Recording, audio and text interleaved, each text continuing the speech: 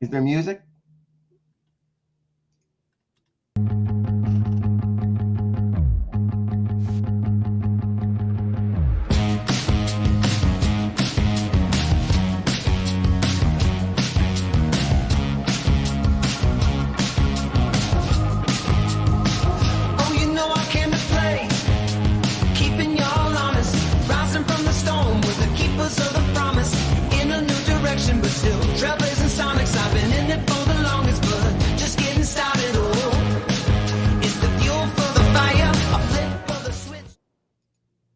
Hey, back with another Inner Circle preview show. I got my friend here, Sean Delaney, and we have like a million things going on. So we're just rolling into this show like, let's see what happens. We're excited. I think, first and foremost, we got to talk about why we're just rolling in crazy to the show. We're in the middle of our workshop, the Next Level Business Bootcamp, and we're having a great time. Hopefully you're there with us. If you're not, well, catch us on the next one. But we're talking about mission, vision, core values. And it's become more apparent to me this week how important this is from conversations I've had outside of the challenge. Do you want to talk about that real quick? Yeah, it is amazing when we bring new people into this whole world. And once they get past the initial fire hose flooding of information with there's an architecture and all business is wrong and all things are the same, at getting them to that place of being able to listen, it just always blows my mind at the massive lift that we get people just doing 3 things that for them before were throwaway activities. Yep. If they did it, it was only because they see large companies doing it and they thought they might have to, but certainly not leveraging it in any demonstrable way, right? In any recognizable way. And the lift that comes from it. And then the excitement that they get from that, saying, if this is just one of 10 disciplines and my business has gotten this much clarity, focus, and enthusiastic energy by this activity, what's going to happen after the other 9? Well, your business is going to be dissonant free, i.e. harmonious. And you're going to love it. Who loves you, baby? Sean loves us. That's right. Don't forget it. Yeah. So, I want to tell you this too, because this is a conversation I had yesterday that stemmed off a Facebook post like 3 or 4 weeks ago. So I posted in preparation with this challenge, something along the lines of what do you think of when you hear the word strategic planning? Because typically that's what people use around this time of the year. And this one guy got back to me. He had a really interesting response. So I said, hey, you want to come on my podcast? Which Harmonious at Lunch. If you're not subscribed, if you're not listening, what are you waiting for? But anyway, so he came on. His name's Mikey. We had a conversation yesterday, and it was interesting because he was able to, in his business journey, he was struggling and spinning his wheels, and there was chaos in his business. And he stumbled upon the idea, this was like 6 or 7 years ago, hey, I should probably start with a foundation. And so we unpacked this a little bit. And I said, all right, so what did you do? Like, what was your process to do that? And he said, we hadn't talked or met before. He goes, well, I knew I needed core values because that's how I would hire people. And I knew I needed a mission because that's the battle we're fighting. And then I also knew I needed a vision, a 10-year vision broken down into actionable quarterly outcomes that I could convey to my team so we all knew where we were going. And I sat there and I did a little bit of that on the show. I almost cried. I was actually smiling because it was just such perfect timing. But it's amazing how we overlook this, and then we develop the chaos in our business, and we ask why, and we reach out to people like me and Sean and a consultant and say, can you help me? And we still don't look where it's originating. But that's really what we're talking about. I'm also struck by, for every one of those unicorns that we find, there's 100 businesses that aren't doing it right. 1,000. There's 1,000,000. There's so many. And so it's shocked when they do it right. But like we said also, and I said it, and you made me repeat it, I guess, another time. It's just that if you get strategic planning right in the way that we do it, if you get navigation right, let's use our terms. If you get navigation right, and you have like a score of 10 from our diagnostic, it is very hard to screw up the rest of your business. The inverse of that is if you get the element, the discipline of strategic planning, discipline by us named as navigation, and the elements of mission, vision, core values correct, it's very hard to screw it up. And if you get it wrong, it's almost impossible for the rest of your business to be running well. Like every time when the scores come in, if there are not great scores in the navigation element, we can automatically predict how the rest of your score is going to play out. And if it's awesome, it's very hard to monkey the rest of it up because you're already off on to such a great focused, targeted start. That discipline and focus runs through everything else that we lead you through. And we did that. We did that live on the challenge. I surprised you. If you want to go whatif.com/navigate, you can actually see that recording. I surprised you. I said, hey, let's go through the bad and let's see what happens with these results. And you took it step by step, discipline by discipline, and predicted every single thing that was going on with that business who you had never met and you had not seen these scores. So yeah, it's that important. Now, you're probably thinking, why are these two fools on the internet talking about this again? Well, the title of the episode is 3 Tips to Improve Employee Engagement. Guess where that starts? In navigation. Imagine that. So we'll dive in and unpack that a little bit. But yeah, we talk about it consistently because it's that important. And like Sean said, 1 in my numbers, 1 million businesses get it right. So you're probably one of the million who don't get it right. And let's fix that. So, and that's okay. You're in good company, and yeah. in massive companies that I've worked with, Fortune 100 companies are missing it, and they're paying 6-figure contracts to consultants to come in and write that stuff for them, and they're still not getting it right. So, oh well, yeah. So you are going to know. So let's dive in a little bit. We'll keep this one short because we got to get to the inner circle. We have a cool group building. We have a lot of diverse businesses. If you want to join us, please reach out. Put the website on the screen, whatif.com/inner circle. It's a group of disruptors looking to take their business to the next level. There you go. I'll point down right there. But the first one I think is, well, you got to have you have to have your navigation solidified. You have to have your core values, your mission, your vision, so you can attract the right people. If you don't have employees who are engaged in the mission and the vision of your company, and they're not aligned with your core values, they're never going to be engaged in what you're doing. It's impossible. Absolutely. I mean, they need to know, you need to be able to tie for people. So if you're doing it right and you're hiring based on core values and their affinity for those core values, those shared core values, if you're hiring for that and you're onboarding people with that in mind, you're already way ahead of the game. But then if you can tie, because now they're also jazzed up about your mission because you're really super clear about that too. If you can tie how what they do relates to the servicing of your avatar, you're 80% of the way to having your core processes built out in the right way and having automation align itself for you. Like, these are the places we need to automate to make things better for our avatar. If you can tie, no one wants to go to a job where they just pull a lever all day and then leave. And then someday they'll be dead or move on from their job and someone else come in and just pull the levers. You need to know that I am doing these things for this purpose. It's like you don't join the military to run up and down hills with heavy things on your back. You're doing that because you believe in freedom, democracy, American supremacy, whatever. I'm being very America-centric right now, but you join that thing for that. And it requires of you hardships and sacrifice and effort for a massive why. Freedom. Beautiful. So same thing.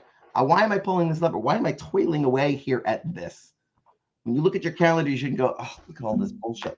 No, it's got to be, look at all that stuff I got to do in order for this glorious thing that we're trying to do. It makes it's totally different. No one wants to just pile up bricks. But if their job is to build a cathedral and they believe in a higher power and that this is their life's mission, You can have a very happy, productive bricklayer on the mission that you share with them to build this glorious cathedral. But nobody just wants to lay bricks endlessly until they die, which when they were building cathedrals was pretty much what you were signing up for, right? Like, how long is it going to take us to build this thing? Oh, I mean, it's not that big, really, compared to some of the cathedrals I've seen, like maybe 30, 40 years. Yeah, well, we don't live that long in this century. So I'll be laying bricks for the rest of my life and then just die. That is a Compelling. terrible, terrible slog. But if it's, I will devote my life to the building of this cathedral that will stand in glorious purpose and as a beacon to those who share my faith. Now we're talking. That's some bricklaying that I want to get in on. This only happens when you get core values, mission, and vision correct. And the other thing I want to say about this, people say, well, there's lots of other things that you should be doing. Market analysis and SWOT analysis and Bowman's strategic clock. And yeah, 25 other very good strategic planning tools and processes. Yeah, you're going to do that stuff too. But we can talk about that. We riff and jam with that in the WIC. But to most people, if we could just get them to do core values, mission, and vision correctly, that's 80% of the lift with 20% of the work. The rest of the stuff will come when you are disciplined enough and have the time and can understand it and can use those tools properly. Have at it. But I'm not going to hand my son a circular saw in right off the bat. Let's work up to this because you're going to do more harm than good. Used correctly, that tool is awesome. But right now, let's just understand carpentry at its basic. Yeah, well, what you said was very beautiful. I don't want to take away from you. Pat on the back. What you didn't say, I think, was more important, and that was I didn't hear you say anything about bonuses, compensation packages, vacation time. These are not really effective ways to boost employee engagement because if they're not engaged in the first place, then they're just taking those things because they have access to them. For But they're not years engaged. and years and years and years, Disney paid at the 50th percentile, a little less than it. That's no small company. And how were they getting people lined up 3 deep for all of their jobs? Why are these people, were they so loyal, so engaged, so much so that Disney, you could pay a fortune, I know I did, to go to their leadership seminar and learn all about how they lead. And I was blown away by the small gestures and little acknowledgments of their cast members that got them loyalty and lift and engagement and empowerment. Why? At 50%, you can go anywhere and make more money. You could swing a cat and find a job where you can make more money. Why are you doing that? Because these people absolutely believed in the magic of Disney, the brand promise, their mission, their vision, their core values of gushing. And they have people lined up for their jobs and they can, I'm not saying you want to do this, but they can pay them less just because they're so, and have them still engaged at a really high level in very brand specific ways, because we're not just paying people a lot of money and then telling them, now that you got your check, please go care about people. No, we're calling them cast members. We're telling them they're part of the show, this magic, this thing. If you sign up, if that's your kind of jam and you sign up for that, you're engaged. So no, yeah. I didn't mention anything about bonuses or incentive programs or any of that nonsense yet, because you can get 80% of the way there by doing this other thing that benefits all other 9 elements of your discipline as well. Imagine that. That's probably why we spend a lot of time in it. So, well, I think Disney's a great example. And no, we're not advocating that you pay your people less than market value. But let me give you another example, a free example in terms of volunteers. So this actually was present for me over the past few days. I'm currently attending a Tony Robbins seminar, and what struck me, my eyes are always open to this stuff, and I filter through the lens of Harmonious. All of the people that work at the event, they wear t-shirts that on their back it says "Our work changes lives." You can't tell me those people are not tied to a mission and serving a greater purpose. Now, here's the best part. At these events, it always blows my mind. The senior leadership, the trainers, and the staff, some are on the actual Tony Robbins team and they're paid employees, but a lot of these people pay their own expenses to travel. They work at these events for free, and they're not really attending them. They're serving the audience and the people who paid to be there. If that is not dedication and engaged employee, in that case, a volunteer, I don't know what is. Yeah. I mean, it's amazing how far this can take you. And no, I'm not telling you to have free volunteers work for your company, but look at the power behind a simple statement like that ties them to the mission. The very fact that volunteerism exists in the world has to be acknowledged in the architecture to say, why would people work so hard for things for, right, no value? Well, they're getting enormous value from it, but they do it in part. The reason they're getting so much value from it is because they believe in that mission. You're not, no one volunteer unless you're, it's not really volunteer if you're part of a, penal, road work group, right? Like you're not cleaning up the roadside trash if you've got the, the orange vest and a, I don't know. I was gonna riff and jam about how they keep prisoners on the side of the road, like old chain gang. Well, I was gonna say, yeah, if you're a prisoner, you're not choosing to be there, but I mean, people do volunteer to do that. Volunteering, yeah. They do. But so volunteers, though, right? True volunteers, why are they there? They believe in the mission. They believe in this vision. They're trying. That's what you want. You want people. You may not get this depending on what your business is, but you want people so eager to show up that the money, that's what it says. Do what you love, the money will follow. They don't like processing the T19 report that you have them do, but they do love helping the people that you're trying to help if you hire them in the right way. Mm-hmm. And so they're going to be eager to show up and be engaged. And they're going to tell you through, and that's why we do employee satisfaction surveys. They're going to tell you other things that they need to be more engaged. And if they're truly the right kind of people engaged in your mission, those other things that they are going to ask for are going to be tools that are in service of your mission, not just, I want to increase my Christmas bonus. It's not going to happen. Yeah, money's important, but getting people there and engaged by far more important. So let's tie this together then. The 3 tips, I'll make this super simple. We've said all of them.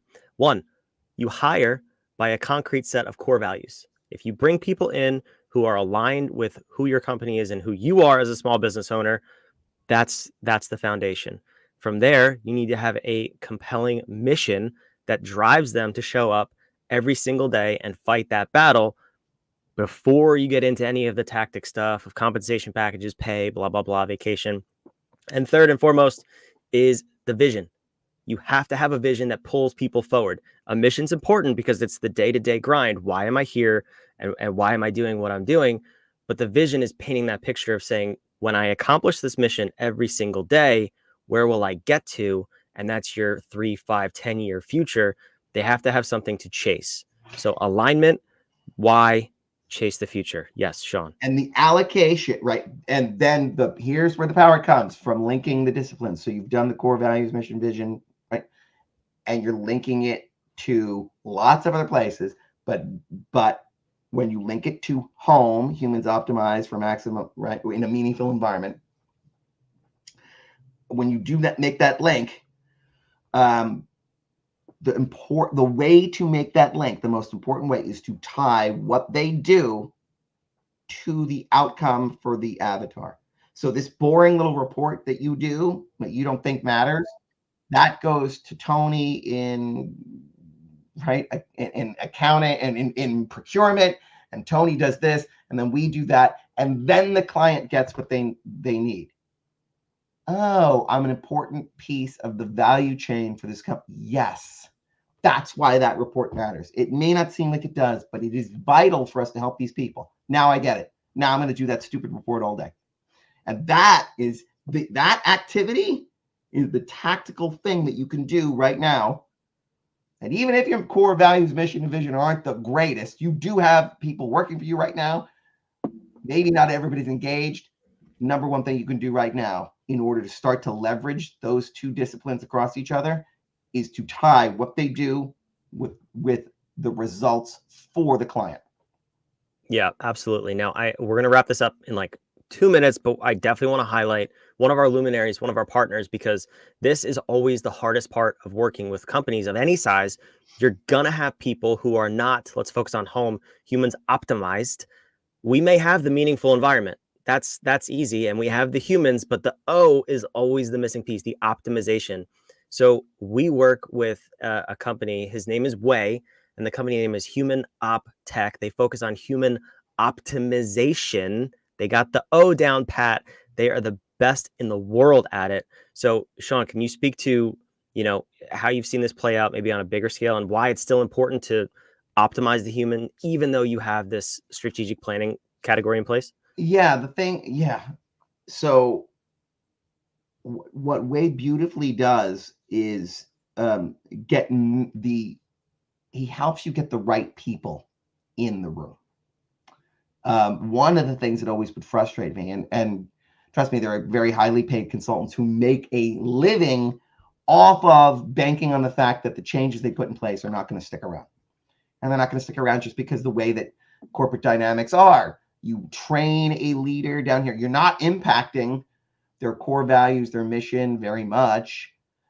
And you're trying to fix a siloed department, and you don't have a lot of control over who's already there and how they can maximize people. Now, from all the years I've done it, and this isn't unique to me, many consultants who would operate in the space that I am can thin slice just because they know people. They can kind of get a gut feeling as who can play in this new sandbox, who can't, who's going to be on the team going forward, who is an adopter of change, who's resistant to change. All those dynamics, we could map out a lot of it, but the solutions felt constrained sort of by their overarching corporate political structure and some of the dynamics that are already there. I couldn't tell these people. I could tell them physical activities to do that could reduce the chance for poor hires, but I could not predict it in the way that